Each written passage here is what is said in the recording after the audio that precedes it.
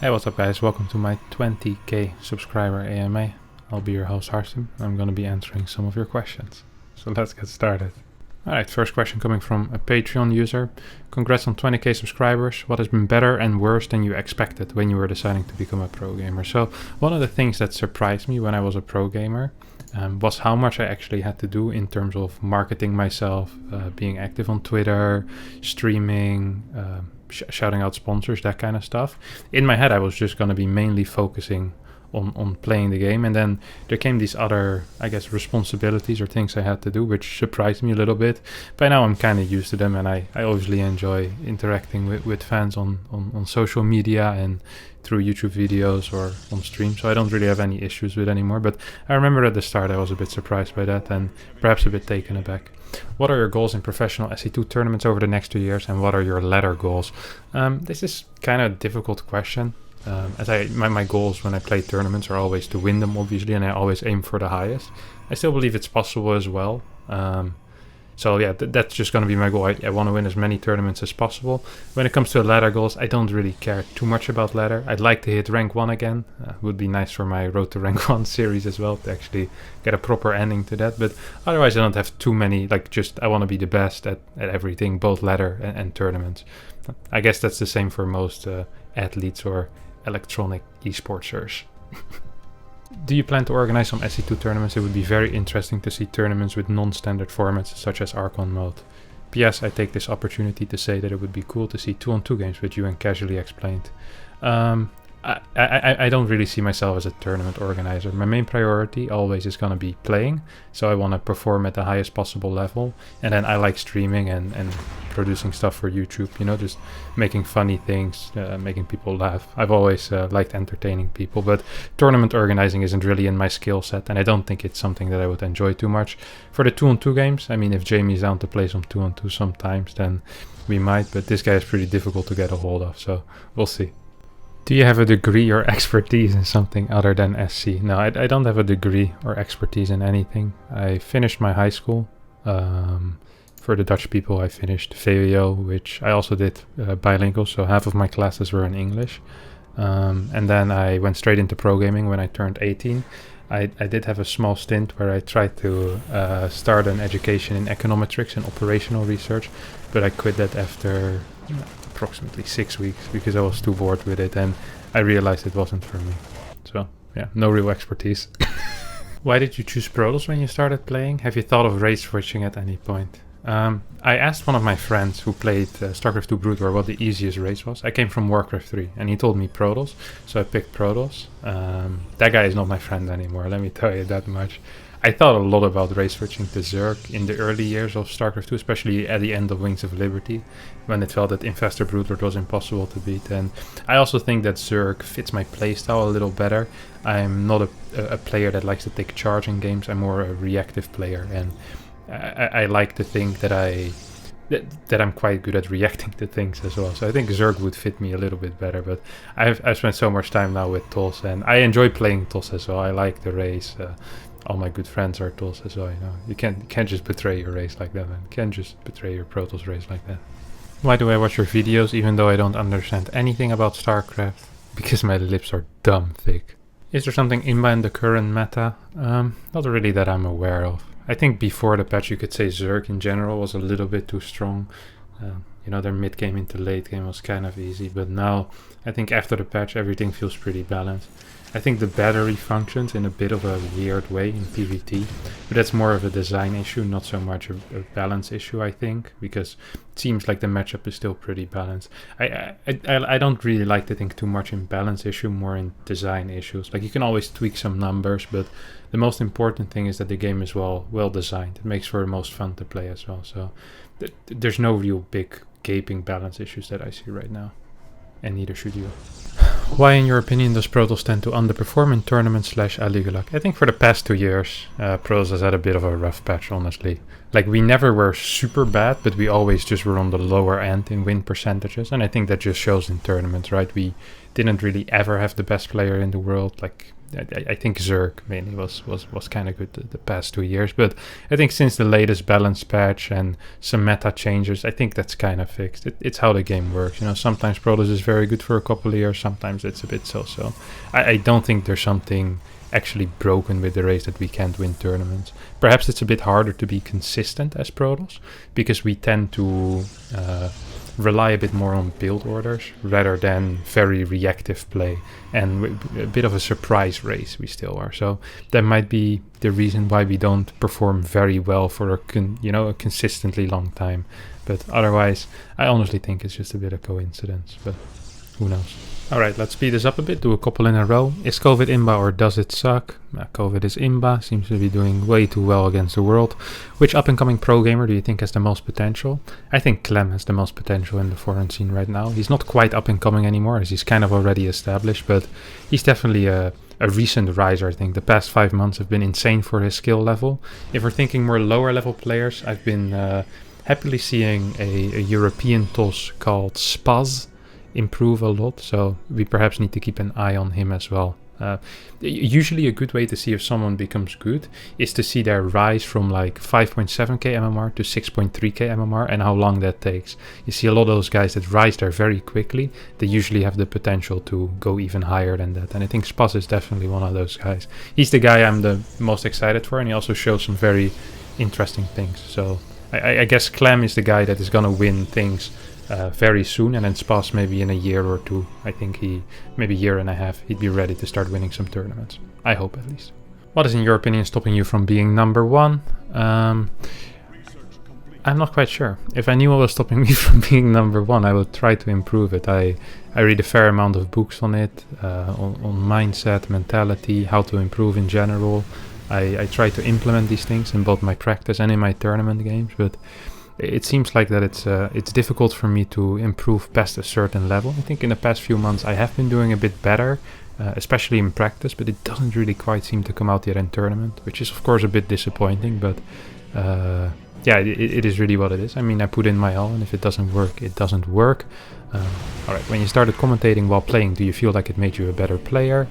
I think not so much when I first started commentating. Perhaps if you see other players play and you give commentary on that, so you're casting a game, you're kind of automatically exposed to their style, and in order to explain to the viewer what is happening, you yourself need to try your best to get into the mindset of that player. So even if you think a style is bad or inferior to whatever it is you're doing, at least you need to try your absolute best to understand that style, which can also be very valuable. And even if that style might not become your new best style, it's something that you have in the back of your mind, and you can understand the game a bit better. So I think in general it improves your theory if you cast other games, but giving commentary on your own games most of the time just makes you play worse because you're losing focus. How many languages can you speak? I can speak English and Dutch, and I can understand and speak a little bit of German. How did you come to choose to Isengard? I once did, well, twice at this point, did a 10-hour They're Taking the Hobbits to Isengard stream, where I played the song over and over again, the 10-hour version on YouTube. So then for that stream I picked the name To Isengard. It's just the name of my Smurf account or barcode. My main account is of course Harstem. Best wishes from Sydney, Australia. Thank you. What are your thoughts on Void Race? Underutilized or just weak? Just weak. You promised a guitar performance if you got 20k followers. I want to see this.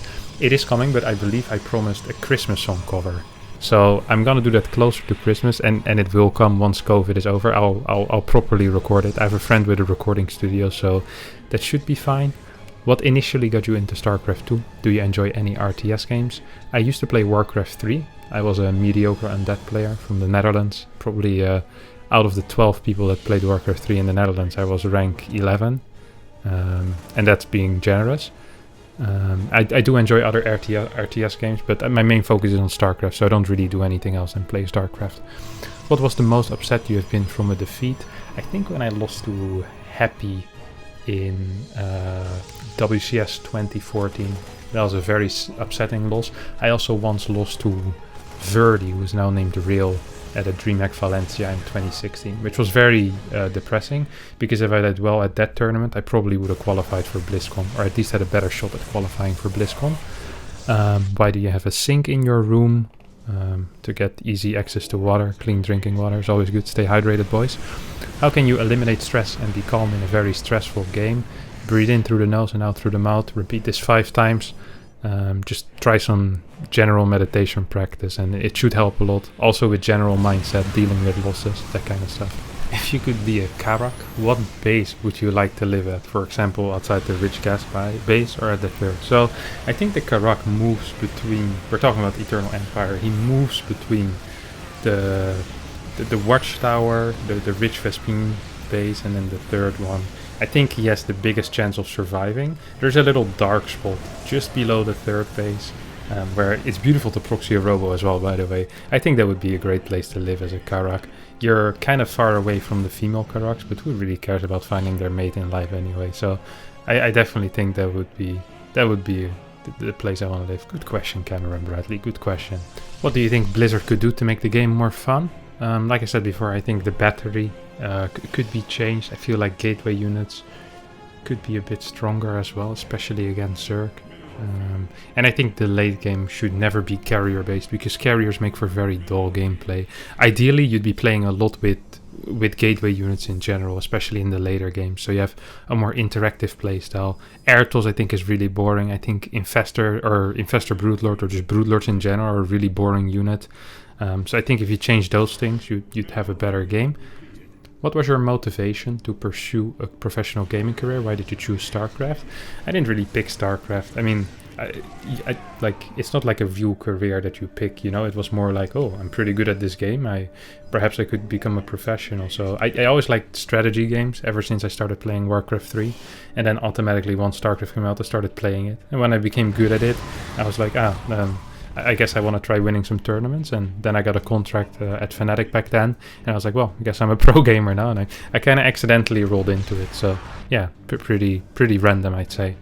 Is there any hobbies or activities that you do outside of StarCraft 2? I play a little bit of guitar. I'm not great, and I like to run and just do stuff in general with my girlfriend, like go out and about. I like hiking, that kind of stuff. Yeah, pretty standard answer, I think. And of course I like watching StarCraft 2. I guess that's not really a hobby outside of StarCraft 2. I'm sorry. Given that I always hear you singing in your videos, lol.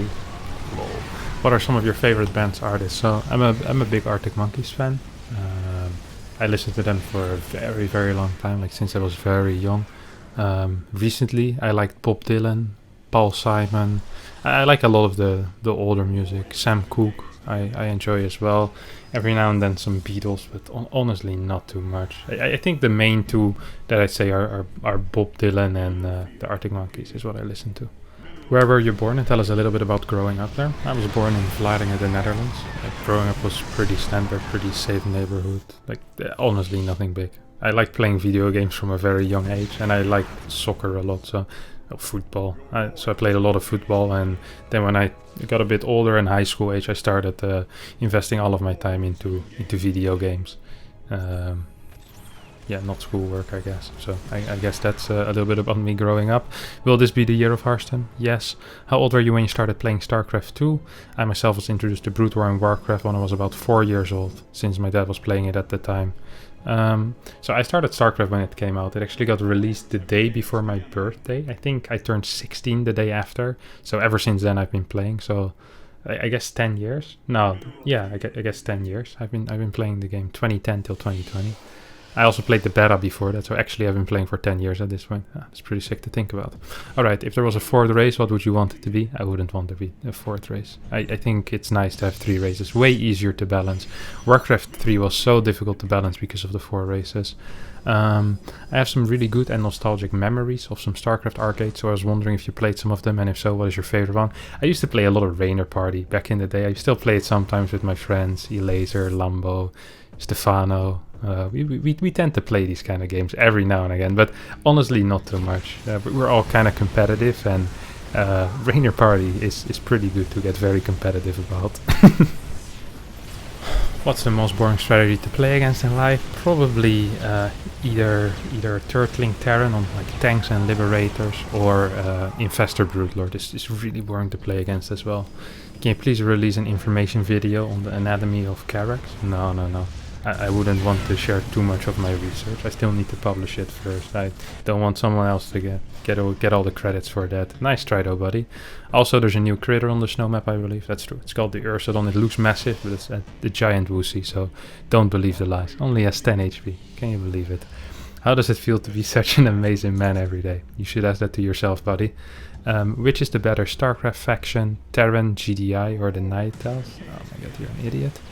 How many years of Premier Pro experience did it take for you to acquire the title King of Premier Pro?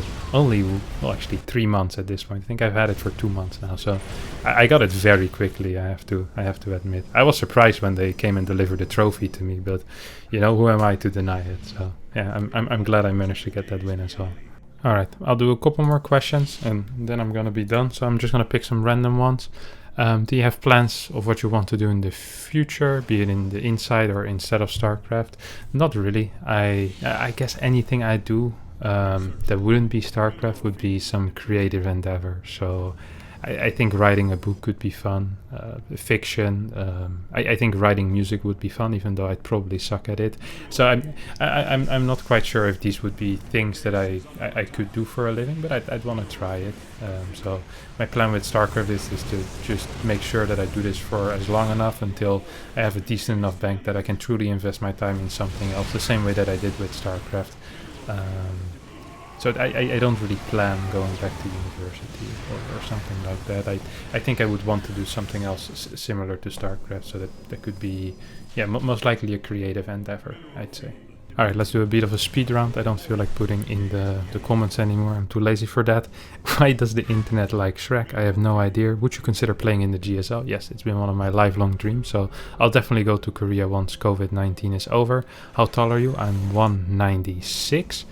Tell us which is the best game you've ever played on a tournament. I think the time I was the most impressed with myself was probably when I played against Jakji in WCS. Because back then I didn't think I was super good or anything, and I think that series I played really well. If you'd look back at it now, it doesn't look that impressive because everyone improved.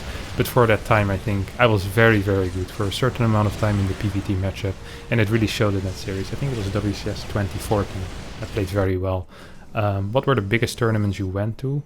How is it possible to look so good? For the biggest tournaments, I went to pretty much every tournament except BlizzCon. So I guess IM Katowice and WSG are the biggest prize money. For me, the most fun were the ones I won. So Home Story Cup 13 and GPL, the Gold Pro League, I think it's called. It's the Chinese tournament. Someone also asked me who's the player you look up to the most, or who's your favorite player. I think Rain was always the player I looked up to the most. He's a Protoss player that is now retired, went back to Brood War. And I always thought his playstyle was so impressive. His calmness, his patience, just how he controlled everything. Absolutely my favorite player of all time. If you had to name a single best unit in SC2, what would it be and why is it the Stalker? I think I'd like the Immortal the most. I always say the Immortal because it probably made me the most money out of any unit.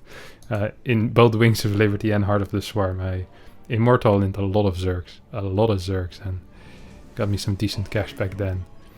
Who is your best friend from the GSL and why? I guess Sparting is one of my best friends just in general in StarCraft.